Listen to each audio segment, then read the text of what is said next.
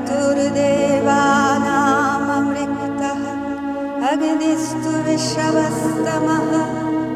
ॐ अभिप्रयां शिवाहसा दाश्वामश्नोति मरुतः स्वयं पावकशोचिषः। ॐ परिविश्वानि सुधितारुणेरश्यामन्महे विप्रासो जातवेदसः।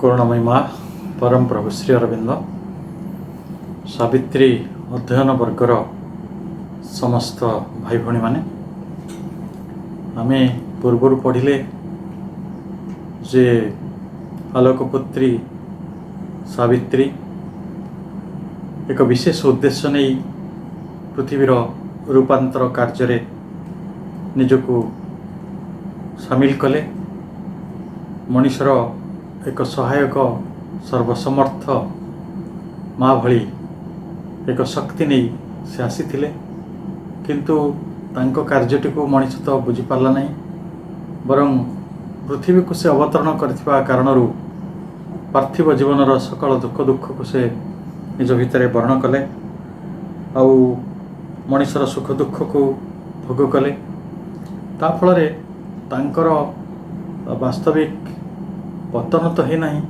बरं पार्थिव जीवनटा को से अति निकटरू जानी पारिछंती। आपण माने जानती गोटे परिप्रेक्षी सत्यवानंकर मृत्यु कथा से जानी थिले जे गोटे वर्ष पर तांकर प्रियतम तांकर प्रेममय पुरुष जहाँ को से आत्मारू वर्ण करिछंती से आउ ये जगत रे रहिबे नहीं ये भली तांकर गोटे जहाँ को कह जाउछि फोर नॉलेज थिला। जदि जड़े मनीष जानी थांती जे किछि दिन पर तांको जीवन को एक निष्ठुरतम दुर्घटना आसुछि ताले से हुए तो स्वाभाविक जीवनटे बंचिया भारी कष्ट कारण से सब बेले तांकर से आसन्न विपदटी को निश्चय स्मरण करिवे जोथिपाई साधारण भावरे मनीष माने तांकर प्रिय परिजन गहन जो भाव में बंचती निज सुख दुख को जो भाव में बांटती सीटा संभव हम नहीं से कवि कहते आमे बुक 1 कैंटो 1 रो 252 धाड़ी आज अध्ययन आरंभ करुचु से कहते a dark foreknowledge separated her तांकर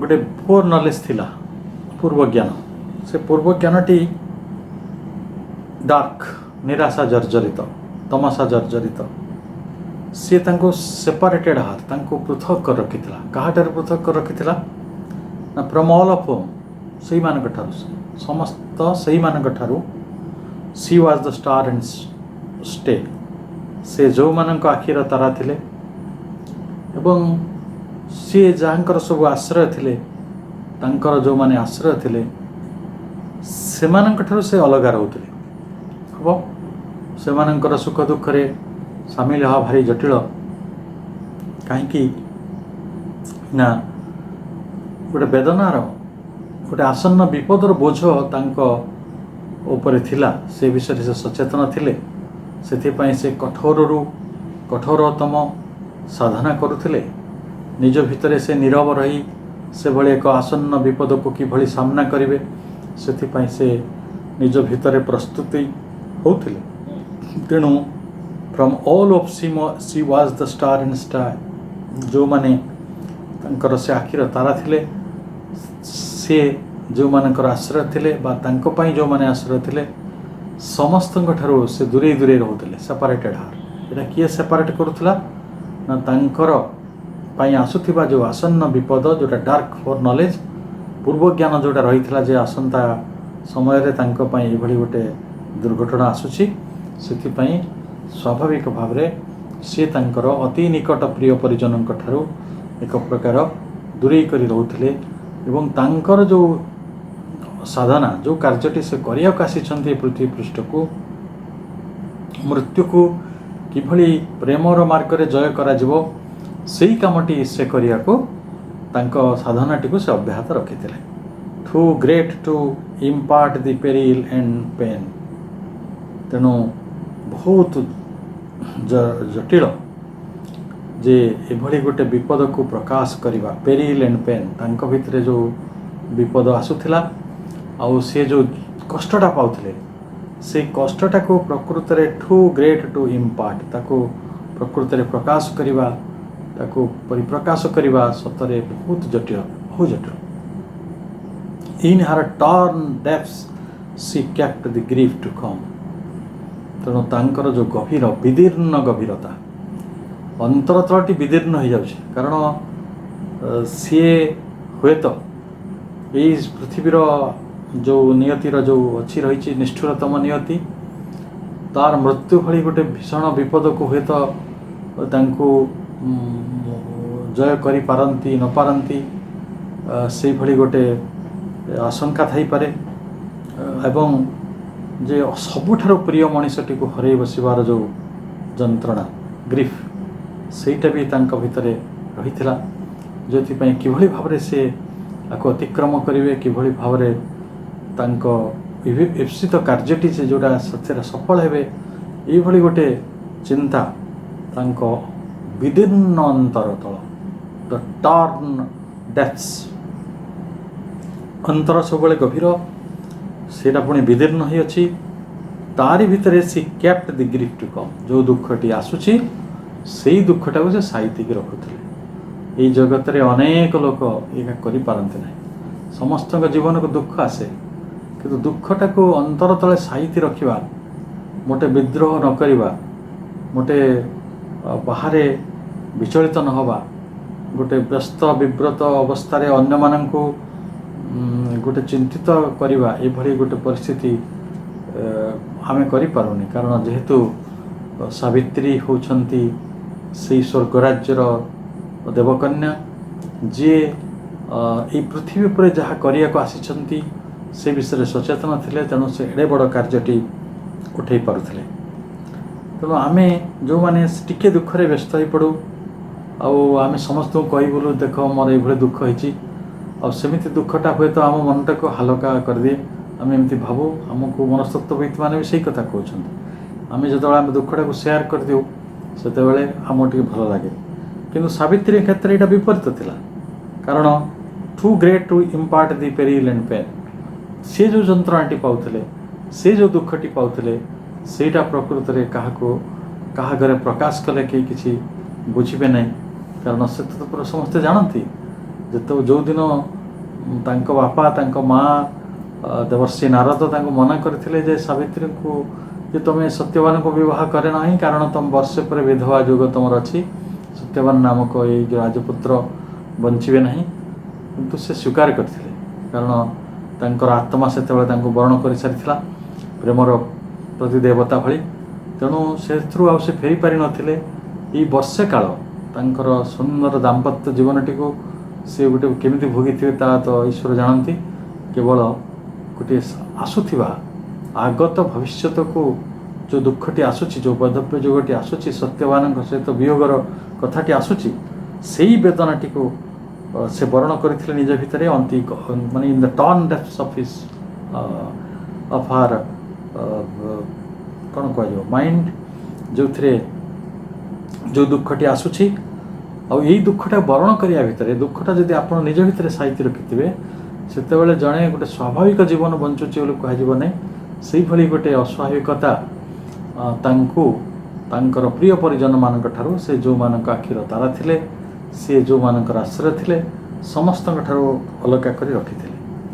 ମା' କହୁଛନ୍ତି ଯେ ମଣିଷ ଜୀବନର ଗୋଟେ ବଡ଼ ଆଶୀର୍ବାଦ ଅଛି। ସେ ହେଲା ଯେ ସିଏ ତାର ପୂର୍ବ ଆସନ୍ତା ସମୟଟିକୁ ଜାଣିପାରେ ନାହିଁ। ସେଥିପାଇଁ ସେ ଗୋଟେ ସୁଖରେ ବଞ୍ଚିଯାଏ। ଆଉ ମଣିଷ ପାଇଁ ସେଇଟା ଗୋଟେ ସୀମିତତା ଗୋଟେ ଅର୍ଥରେ, ଯେ ସେ ମାସେ ପରେ କି 15 ଦିନ ପରେ ତା ଜୀବନରେ କ'ଣ ଘଟିବ ତା ଜାଣିନାହିଁ। ସେ କହୁଛନ୍ତି ନେକ୍ସଟ ଷ୍ଟେପ୍ରେ କ'ଣ ଘଟିବ ମଣିଷ ଜାଣିନାହିଁ।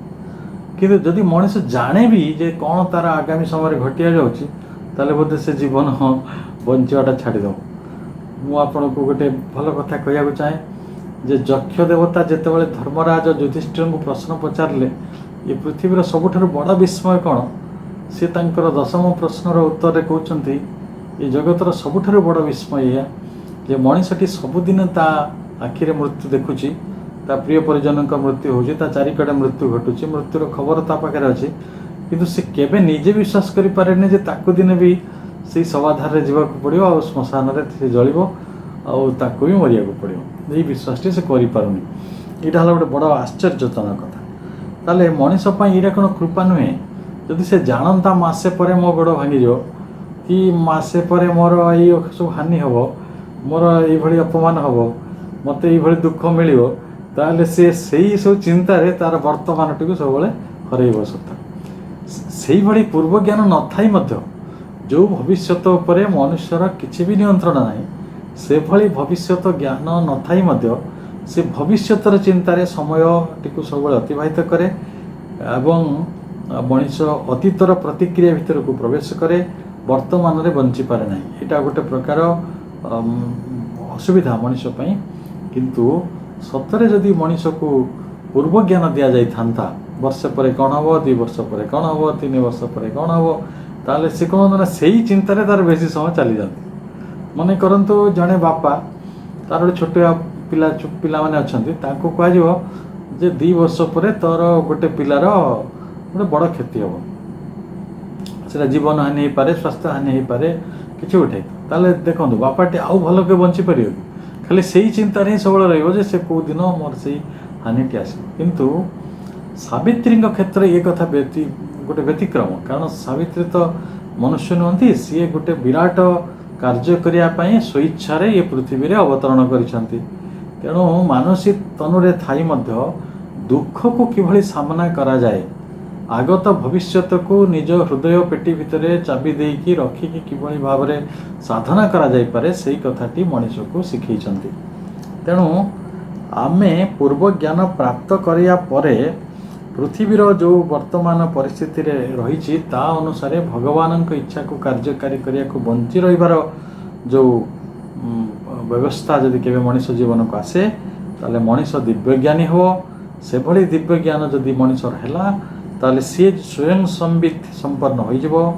ଆଉ ସେତେବେଳେ କ'ଣ ହେବ ନା ତାର ସମସ୍ତ ଜଗତଟିକୁ ପ୍ରଜ୍ଞାର ଭୂମି ଭାବରେ ସେ ବଞ୍ଚିପାରିବ ଆଉ ସେଇ ପରମ ଚେତନା ସହିତ ଏକଭୂତ ରହିପାରିବ। ଯେଉଁଟା ସାବିତ୍ରୀ କରୁଥିଲେ, ପରମ ଚେତନା ସହିତ ସେ କେବଳ ରହୁନଥିଲେ, ତାଙ୍କର ଆସନ୍ନ ବିପଦଟିକୁ ମଧ୍ୟ ସେ ସହ୍ୟ କରିପାରୁଥିଲେ ଆଉ ତାଙ୍କ ଭିତରେ କାର୍ଯ୍ୟ କରିବାର ଶକ୍ତିଟି ଅମଳିନ ହେଇକି ରହିଥିଲା।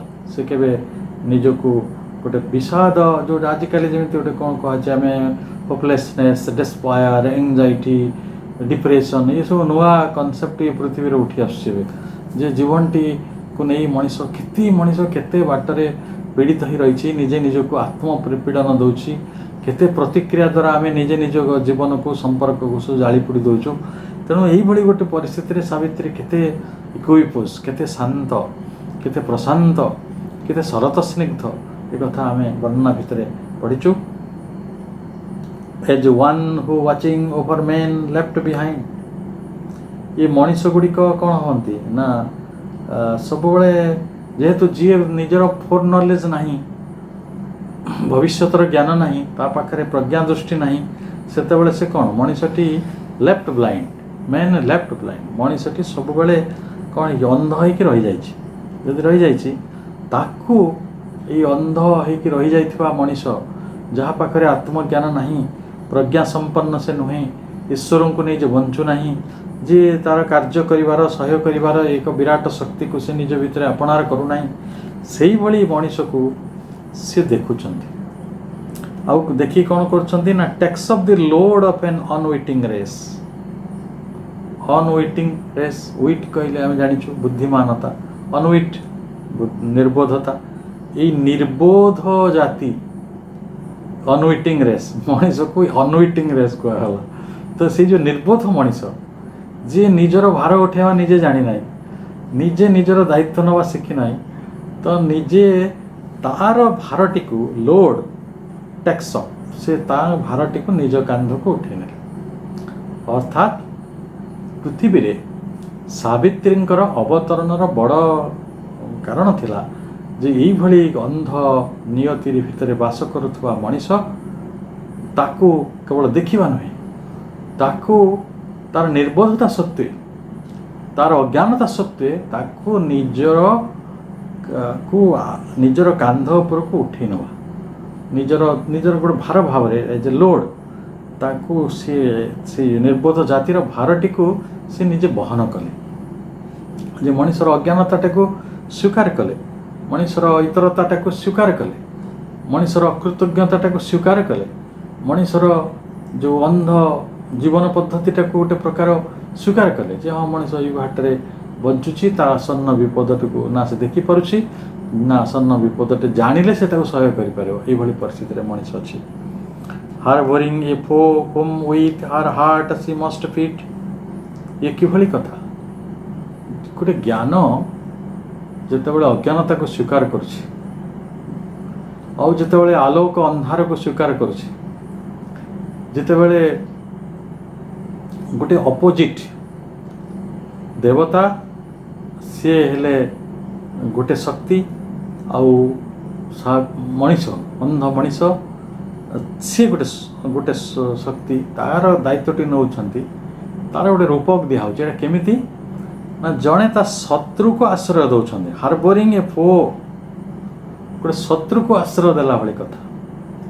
ଯେଉଁ ଶତ୍ରୁକୁ ଆଶ୍ରୟ ଖାଲି ତ ଆଶ୍ରୟ ଦେଲେ ତ ହେବନି, ହୋମ୍ ୱିଥ୍ ହାର୍ ହାର୍ଟ ସି ମଷ୍ଟ ଫିଟ୍, ହୃଦୟବତ୍ତାର ସହିତ ହୃଦୟ ଦେଇକି ତାକୁ ସେ ଖୁଆଇବେ, ତାକୁ ସେ ପୋଷଣ କରିବେ। ସେଇ ମଣିଷ ଜାତିକୁ ଯେଉଁ ମଣିଷ ଅଜ୍ଞାନତାରେ ଭରା, ସେଇ ନିର୍ବୋଧତାରେ ଭରା, ସେଇ ମଣିଷ ଜାତିକୁ ଯିଏ ଅନ୍ଧ ହେଇକି ବଞ୍ଚୁଛି, ତ ତାକୁ ଆଶ୍ରୟ କେବଳ ଦେବେ ନାହିଁ। ହାର୍ବରିଂ ଏ ଫୋ, ଗୋଟେ ଶତ୍ରୁକୁ, ଗୋଟେ ବିପରୀତକୁ ସାହାଯ୍ୟ କଲେ, ତାକୁ ନିଜ କାନ୍ଧ ଉପରକୁ ଉଠେଇ ନେଲେ, ତାକୁ ସେ ପୋଷଣ କରିବେ। ପୁଣି କେମିତି ପୋଷଣ କରିବେ ନା ୱିଥ୍ ହାର୍ ହାର୍ଟ, ତାଙ୍କ ହୃଦୟ ଦେଇକି ଶତ୍ରୁକୁ ଆମେ ଭଲ ପାଇପାରିବା। ଯିଏ ଆମ ଜୀବନ ସାରା ସେ ଶତ୍ରୁତା କରିଛି, ଆମେ ତ ତାକୁ ଦେଖିବାକୁ ବି ଭଲ ପାଉନାହାନ୍ତି, ହୃଦୟ ଦେବା ତ ବହୁତ ଦୂରର କଥା।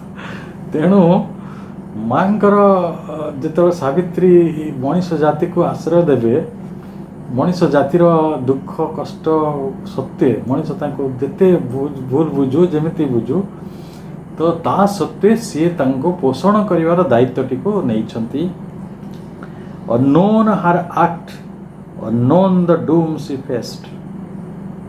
ମଣିଷ ତାଙ୍କ କର୍ମଟାକୁ ବୁଝି ନାହିଁ। ଆମେ କ'ଣ ପଢ଼ିଛେ ଆଗରୁ, ମାଙ୍କର କାମ ହେଉଛି ଇମୋର୍ଟାଲ ୱାର୍କ, ଅମରତ୍ୱ ପାଇଁ କାର୍ଯ୍ୟ କରିବାକୁ ସେ ଆସିଛନ୍ତି। ତେଣୁ ସେଇ କାର୍ଯ୍ୟଟା ମାନେ ନିତାନ୍ତ ମଣିଷ ପାଇଁ ନିତାନ୍ତ ଅପରିଚିତ କି ନାହିଁ। ମଣିଷ କେଉଁଥିରେ ପରିଚିତ? ତା କଳକାରଖାନା, ସ୍କୁଲ କଲେଜ, ହାଟ ବାଟ, ତା ଘର ଦ୍ୱାର ଭିତରେ ସେ ବେଶ ମାନେ କ'ଣ ସ୍ୱଚ୍ଛନ୍ଦ। ସେଇଠି ସିଏ ତା ପାଇଁ ଏଇଟା ହେଲା ଯେଉଁ କର୍ମ ସହିତ ସାବିତ୍ରୀଙ୍କର କର୍ମର କିଛି ସମ୍ବନ୍ଧ ନାହିଁ। ସେଥିପାଇଁ ତ ଏଠି ଶତ୍ରୁ କୁହାଗଲା ଯେ ହାର୍ବରିଂ ଏ ଫୋ। ତେଣୁ ଅଜ୍ଞାନତା ଭରା ମଣିଷକୁ ଗ୍ରହଣ କରିବା ଅର୍ଥ ଗୋଟେ ଶତ୍ରୁକୁ ହୃଦୟ ଦେଇକି ଖାଇବାକୁ ଦେବା, ପୋଷଣ କରିବା।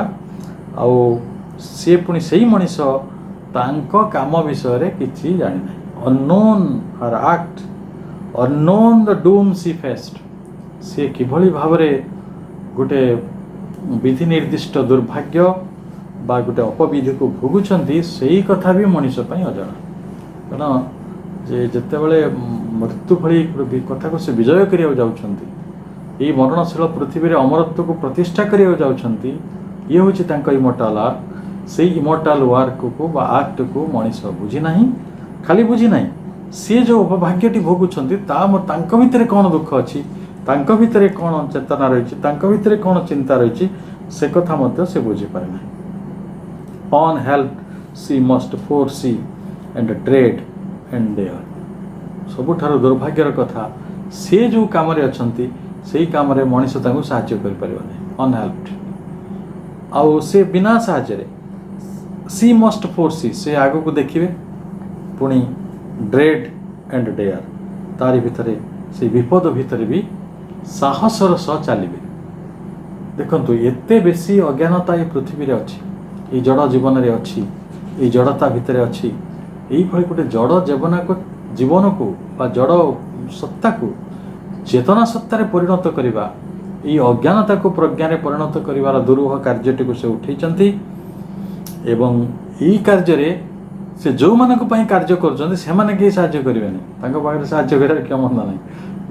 ଯଦି ବି ଅଛି ସେ ବିଷୟରେ ସେମାନେ ସଚେତନ ନୁହନ୍ତି। କାହିଁକି ନା ଅନନୋନ୍ ହାର୍ଟ, ତାଙ୍କ କର୍ମ ତ ଆମେ ବୁଝିପାରୁନୁ, ସେ କ'ଣ ପାଇଁ କି କର୍ମ କଥା କହୁଛନ୍ତି, ପୁଣି ସେ କେଉଁ ଦୁଃଖ ପାଉଛନ୍ତି, କେଉଁ ସଂକଳ୍ପକୁ ନେଇ ବଞ୍ଚୁଛନ୍ତି, ତାଙ୍କର ବେଦନା କ'ଣ? ତାଙ୍କର ବେଦନା ହେଉଛି ଆମର ମୃତ୍ୟୁ, ଆମର ଏଇ ପୃଥିବୀ ପୃଷ୍ଠରେ ଅସ୍ଥାୟୀ ଭାବରେ ଗୋଟେ ଆମେ ହଜାରେ ଭୁଲ ଭ୍ରାନ୍ତି ଭିତରେ ବଞ୍ଚିବା।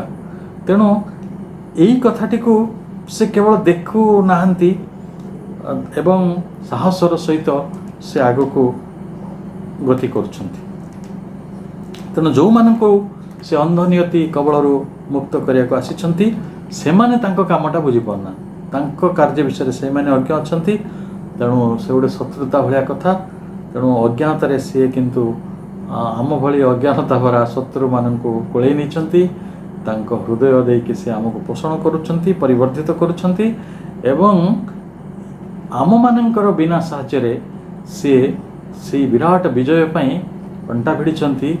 ଏବଂ ଏତେ ବିପଦ ଭିତରେ ବି ସେଇଭଳି ଏକ ଭବିଷ୍ୟତ ଆଡ଼କୁ ସେ ଆଗକୁ ଚାଲିଛନ୍ତି ଏବଂ ତାର ସମ୍ମୁଖୀନ ମଧ୍ୟ ହେଉଛନ୍ତି। ଅର୍ଥାତ୍ ବିବର୍ତ୍ତନକୁ ସତ୍ୟ ପଥରେ ନେଉଛନ୍ତି, ତାର ଅବଧାରିତ ପଥରେ ନେଉଛନ୍ତି, ବିବର୍ତ୍ତନକୁ ସ୍ୱର୍ଣ୍ଣାଭ କରୁଛନ୍ତି, ସୁନ୍ଦର କରୁଛନ୍ତି।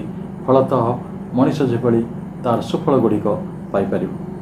ତାପରେ ଧାଡ଼ିଟି ହେଲା ଏଭଳି, the long foreknown and fatal morn was here. Long foreknown ପୁଣି ଶବ୍ଦ ଆସିଲା, ଯେଭଳି ଫୋର୍ ନଲେଜ୍ ଆସିଥିଲା ଯେ ତାଙ୍କର ଏଇ ଫୋର୍ ନୋନ୍, ଏ କଥାରେ ସେ ଜାଣିଥିଲେ ଏଇଭଳି ଦିନେ ସକାଳଟେ ଆସିବ ବର୍ଷେ ପରେ। ଏଇଟା ଗୋଟେ four known, long four known, ବହୁ ଦିନରୁ ଜଣାଥିବା ଗୋଟେ ସକାଳ। ଆଜି ଆମେ ସିମ୍ବଲଡନ୍ ପଢ଼ୁଛେ, ଏଇଭଳି ଗୋଟେ ସକାଳ ଆସିଛି। And fatal morn was here. ସେ ମର୍ନଟି ବା ମଣି ସକାଳଟି, ସେ ସକାଳଟି କ'ଣ? ଗୋଟେ ମୃତ୍ୟୁପୂର୍ଣ୍ଣ, ଫାଟାଲ, ମରଣମୟ ସକାଳ। ଅର୍ଥାତ୍ ଆଜି ସତ୍ୟବାନଙ୍କର ବିୟୋଗ ହେବ। ଆଜି ହେଉଛି ସେଇ ସକାଳ, ଯେଉଁ ସକାଳଟିକୁ ଭେଟିବା ପାଇଁ ସିଏ ତାଙ୍କ ଅନ୍ତର ଭିତରେ ବର୍ଷ ଧରି ତପସ୍ୟା କରୁଥିଲେ। କଠିନରୁ କଠିନ ତପସ୍ୟା, ସମସ୍ତଙ୍କ ଅଗୋଚରରେ, ତାଙ୍କ କର୍ମ ବିଷୟରେ କେହି କିଛି ଜାଣିପାରୁନଥିଲେ। ମଣିଷର ସାଧାରଣ ଛୋଟ ଛୋଟ ଖୁସି ଭିତରେ ସେ ରହୁନଥିଲେ। ସିଏ ତାଙ୍କ କର୍ମ ବିଷୟରେ ଏତେ ବଡ଼ ଅଜ୍ଞାନତା ଭରା ପୃଥିବୀରେ ବିନା ସାହାଯ୍ୟରେ ଯିଏ ଗତି କରୁଥିଲେ, ସେଇଭଳି ଗୋଟେ ସକାଳରେ ଆସି ଉପସ୍ଥିତ ହେଇସାରିଛନ୍ତି, ଯେଉଁ ସକାଳରେ ସେ ସାମ୍ନା କରିବେ କାହାକୁ? Bringing A Nun that ସିମ୍ଡ like every ନୁନ୍। ଏ ସକାଳ କ'ଣ କରେ? ସକାଳ ସବୁବେଳେ ଗୋଟେ ମଧ୍ୟାହ୍ନକୁ ଆଣେ, ବ୍ରିଙ୍ଗିଂ ଏ ନୁନ୍। ଆଉ ଯେତେବେଳେ ନୁନ୍ଟା ଆସିବ, ମଧ୍ୟାହ୍ନଟା, ସେ କ'ଣ କରେ? ଦ୍ୟାଟ୍ ସିମ୍ଡ ଲାଇକ୍ ଏଭ୍ରି ନୁନ୍। ସେଟା ଅନ୍ୟ ସବୁ ମଧ୍ୟାହ୍ନ ପରି ଆଜିର ମଧ୍ୟାହ୍ନ ବି ସେଇଭଳି କିଛି ନୂତନତ୍ୱ ତା ଭିତରେ ନାହିଁ। ସେଇ ସମାନ ଖରା ରହିବ, ସମାନ ଉତ୍ତାପ ରହିବ, ସମାନ ଆଲୋକ ରହିବ, ସମାନ ପରିସ୍ଥିତି ରହିବ। କିନ୍ତୁ ସକାଳ ଆସିଛି କ'ଣ ପାଇଁ? ନା ସକାଳ ମଧ୍ୟାହ୍ନ ଆଡ଼କୁ ସିଏ ଅଗ୍ରଗତି କରାଉଛି। ଅର୍ଥାତ୍ ଗୋଟେ ନିୟତି ନିର୍ଦ୍ଦିଷ୍ଟ ସକାଳ ଥିଲା। ସେ ନିୟତି ନିର୍ଦ୍ଦିଷ୍ଟ ସକାଳ ବିଷୟରେ ସାବିତ୍ରୀ ବହୁ ପୂର୍ବରୁ ଜାଣିଥିଲେ। ସେଇ ଘାତକ ସକାଳ, ଫାଟାଲ ମର୍ଣ୍ଣିଂ, ସେ ପହଞ୍ଚି ସାରିଛି ଏବଂ ଚିରାଚରିତ ଭାବରେ ଏଇ ସକାଳ ଗୋଟେ ମଧ୍ୟାହ୍ନରେ ପରିଣତ ହେଇଯିବ ଏବଂ ଏଇ ମଧ୍ୟାହ୍ନଟି ଗୋଟେ ସତ୍ୟବାନଙ୍କ ମୃତ୍ୟୁ ଆଡ଼କୁ ପାଦେ ପାଦେ ଆଗେଇ ଯାଉଛି। For nature walks upon her mighty way. ଏଇ ଯେଉଁ କାହିଁକି ସକାଳଟି ମଧ୍ୟାହ୍ନ ହେଇଯାଉଛି, ଏଇଟା ପ୍ରକୃତିର ଲୀଳା। The nature walks upon her mighty way. ଶକ୍ତିଶାଳୀ ପଥରେ ବା ଶକ୍ତିଶାଳୀ ଢଙ୍ଗରେ ପ୍ରକୃତି ଗତି କରୁଥାଏ। ପ୍ରକୃତି ତାର ସବୁବେଳେ ସକାଳ ହେବ, ପୁଣି ସଞ୍ଜ ହେଇଯିବ, ସଞ୍ଜଟା ରାତି ହେଇଯିବ, ରାତିରେ ପୁଣି ସକାଳ ହେଇଯିବ, ତାର ଗତି ପ୍ରକୃତିର। The nature walks upon her mighty way. ଶକ୍ତିଶାଳୀ ଢଙ୍ଗରେ ପ୍ରକୃତି ଏଇଭଳି ଗତି କରୁଥାଏ। ଅନହିଡ଼ିଂ when she breaks a soul of life। ସାବିତ୍ରୀଙ୍କ जो वैधव्य बा सत्यवानଙ୍କର मृत्यु यहाँ विराट प्रकृति पे कौन अर्थ रखे सी जड़े लोक आज मरीज ये आज गोटे दिन में आज तारीख कह आज तारीख में पृथ्वी में केते लोक मरीगले सी विषय कौन केते लोक दुर्घटनाग्रस्त हेले केते लोक आहत हेले केते लोकंकर अंगहानि है सी प्रकृति हिसाब रखियो सी कि शुणेनि unheeding when she breaks a soul और लाइफ गोटे जीवन को से केते भांगी दौची गोटे आत्मा को केते से विदीर्ण कर दौची से विषय से अनहिडिंग से केवे शुणे नहीं कि हिसाब रखे लिविंग हार स्लेन बिहाइंड सी ट्रावेल्स भल शब्द व्यवहार कराई लिविंग हार स्लेन स्लेन कहले शिकार ये समय चक्र जो मान को मृत्यु दौची आम कह सेटा समयर शिकार तेणु समय कौन करुच्ची प्रकृति कौन करुच्ची ना ता शिकारटा को पछरे छाड़ी दौची सी तार से शिकार किसी मतलब ना तापर से आगू को आगू बढ़ी ट्रावेल्सन से गति कर कारण इतनी विराट प्रकृति किए मरीगला किए हजिगला किए भांगीगला किए कांदिला किए दुख पाइला सी तार कौन जाऊँगी विशाल प्रकृति भितर जड़े लोक बस कांदुची जड़े लोकर पुओ मरी जड़े लोकर भाई हजी जड़े लोक को किए अपमान कर जड़े लोक जन को दुख दे जन जन को हत्या कर कौन तार जाऊँगी महाप्रकृति किसी जाए सी तार गति होता ता सकाळटी संज होता है संजटी मध्याह्न हो जाता है मध्याह्नटी अपराह्न हो जाता है सकाळ पुणी हो जाता है सी तार बाटर चलता है ट्रावेल्स सी क्या मारी तार शिकार किए ताको से फेरिकी देखे ना कारण सी तो गोटे बाघ होते सीना से शिकार करते जहाँ से खाइबा आउे आसो किंतु प्रकृति जहाँ शिकार करे पाखे तार किसी काम ना से आत्मा पाखे तार किसी काम ना तेणु सी तार ट्रावेल्सन से खाली आग को बढ़ी चले मेन ओनली मार्क्स मनीष खाली देखे कौन कर उपाय कौन अच्छे मनीष जो दुर्भाग्य आसे जाति जो दुर्भाग्य आसे सी तो अनविटिंग ता पाखे निर्बोधता रही से भाई मनीष कौन करे ना केवल निरीक्षण करे आउ गॉड्स ऑल सिंग आईज भगवान सर्वदर्शी आखि को से केवल देखुता अर्थात आम जाचु विश्व प्रकृति कार्य कला बेले केते अलक्ष्य केते कौन नष्ट हो जाए आम तो छोट थे विज्ञान बही पढ़ुले जो पेट्रोलियम और कोयला जो तैयारी होची काले भूमिकंप हवा फल हजार हजार बा लक्ष लक्ष संख्यार जीवजंतु मनुष्य सहर जो माटी तलू चली जाए सेगुड़िक चाप और ताप फल किछि वर्ष पर पेट्रोलियम रे परिणत होती तो आपण को ये कथाटी केमी प्रभावित कर जानूनी किंतु ता हूँ प्राकृतिक व्यवस्था अर्थात कोटि कोटि मनीष मानकर मृत्यु प्रकृति पाई किछि हिसाब रखे नहीं से गोटे खियाल रे कार्य करे तेणु यही जो विधान भितर कहीं बाद पड़ते ना आज से भली गोटे नियति भितर आसी सत्यवान मृत्यु तेणु सत्यवान अवतार हूँ बा विभूति हूँ प्रकृतिर विधान को मानिया को पड़ो तेणु भगवान सर्वदर्शी चक्षु को मनीष केवल असहाय होगी खाली देखु थाए ये अवस्था मनीषटी आज बंचुची even in this moment of our soul's despair तांको आत्मा एक नैराश्यजनक मुहूर्त भितर अच्छी डिस्पायर अच्छी even in this moment of our soul's despair तांको आत्मार नैराश्य जर्जरित ई बेलारे मध्य मुहूर्तरे मध्य in its grim rendezvous with death and fear तांकर जो ये जो वर्षे भितर जेते दिन ठारू तांको पाखरे ये फोर नॉलेज आसिलानी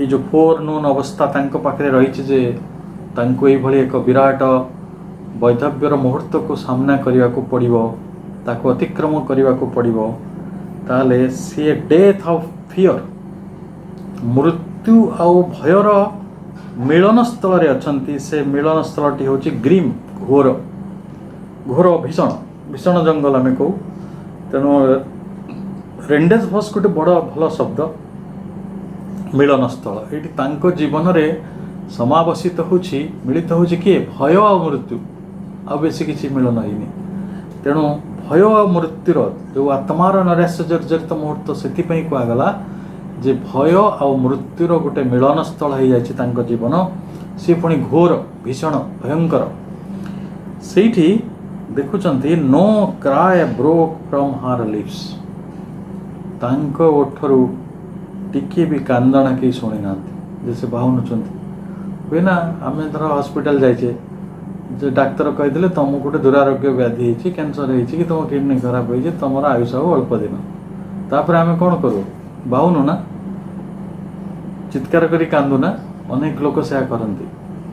କିନ୍ତୁ ଏଭଳି ଆତ୍ମାର ଏଇ ନୈରାଶ୍ୟ ସମୟରେ ଯେଉଁଠି ମିଳନ ଆଉ ଯେଉଁଠି ମୃତ୍ୟୁ ଆଉ ଭୟ ଭିନ୍ନ ତାଙ୍କ ଜୀବନରେ ଆଉ କିଛିର ବି କାହା ସହିତ ଦେଖା ହେଉନି, ମୃତ୍ୟୁ ଅଭୟକୁ ଛାଡ଼ିଦେଲେ, ସେଇଭଳି ପରିସ୍ଥିତିରେ no cry broke from her leaps,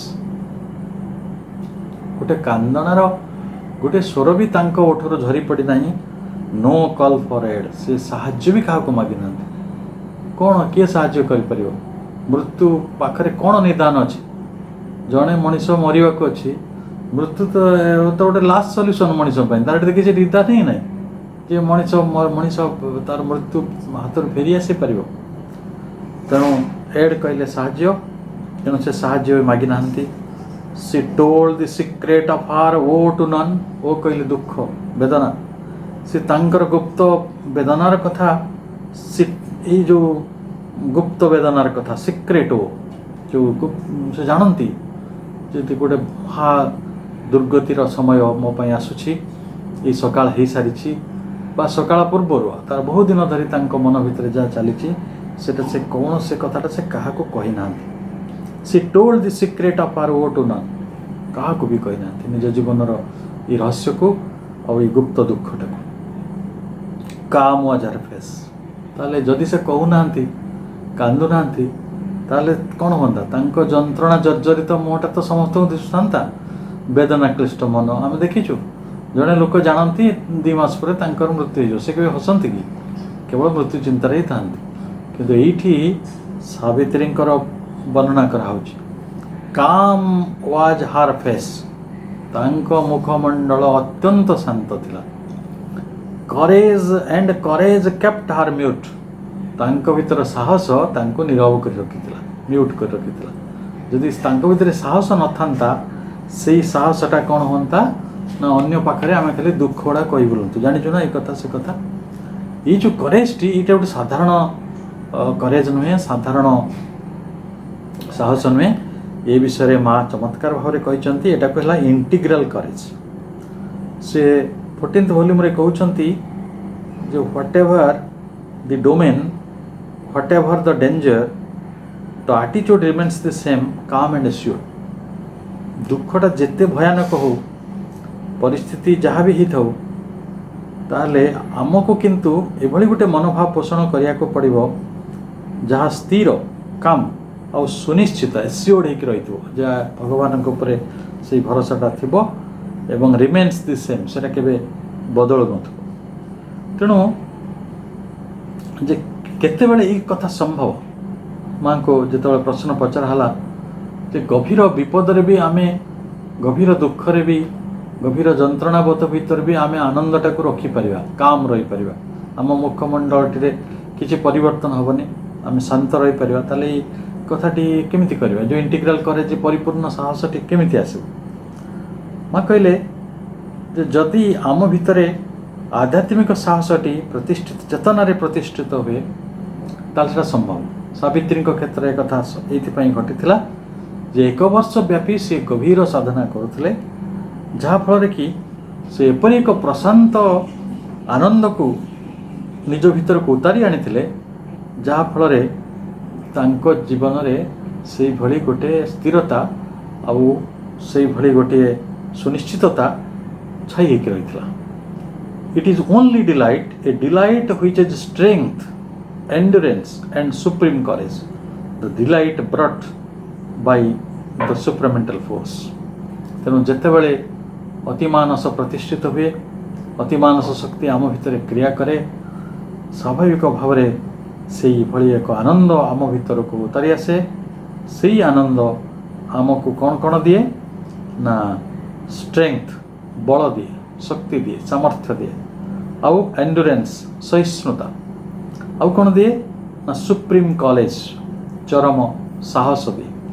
ତେଣୁ ଏଇ କଥାଟି ସମ୍ଭବ ଯଦି ଆମ ଭିତରେ ଆନନ୍ଦର ସେଇ ଧାରାଟି ଆମ ଚେତନାରେ ଅବ୍ୟାହତ ରହିଥିବ।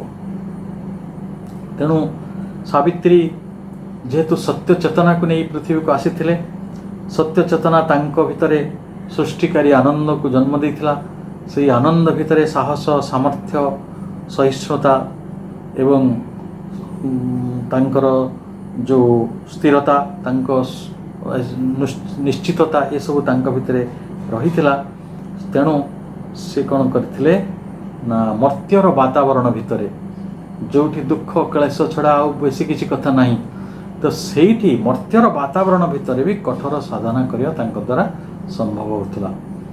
आमे शेष आड़क आसवा at only her outward self suffered and strove आमे देखुचु तांकर बाह्य सत्ता टी केवल कष्ट पाइछि आ स्ट्रोक संघर्ष करुछि आउ even her humanity was half divine कारण तांको भितर जो मानवत्वटा रहिथिला मानवत्व से अवश्य थिले यही पृथ्वी रे अवश्य थिले मानव चेतना रे अवश्य थिले किंतु से कौन करथिले वाज हाफ डिवाइन से अर्ध दिव्य होई रहुथिले her spirit opens to the spirit in all तांको निज आत्मा अन्य सकल प्रकृतिर आत्मा आड़ को उन्मुख भी थिला open her spirit open to the spirit in all तेणु सकल आत्मा को तांको आत्मा उन्मुक्त थिला her nature felt all nature as its one जो प्रकृतिर रूपांतर करिया से आसीचंती सेही प्रकृति को से निजर भावुथिले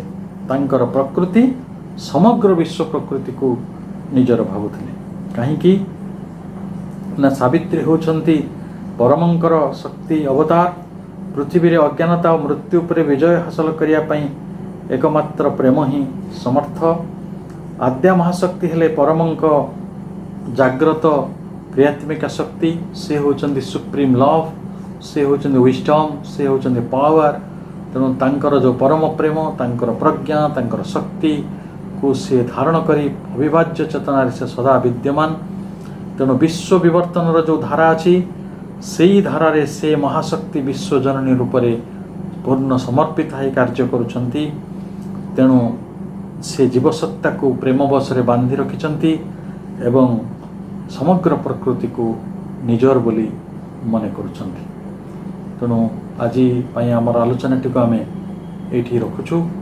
आसंता थर को पुणी थरे ये आलोचना को आम आहरी आगक नवा जे आज किभली भाव महाविपद समय रे मध्य आम भितरे गोटे साहस को आम प्रतिष्ठित करिपरिबा किभली शांत रही परिबा किभली भाव आम कर्मधारा को दिव्यंक सह जोड़ी रखि परिबा एभली अनेक संदेश सहित आम आज ये आलोचना रे अंशग्रहण कले एवं ये आलोचना को आज मुझे रखुची समस्त माँ कृपा भिक्षा करुची एवं आमे समस्ते ये विवर्तन पथरे से महाशक्ति को से परम प्रेम प्रज्ञा और शक्तिर जो महाचेतना अवतरित हो सारी किभली भाव में आम अपनार मन करवा से जो भली आमको अपनार मन करती आमको निजर करनी आम भी सेमती किभली निजर करनवा अंगीभूत करनवा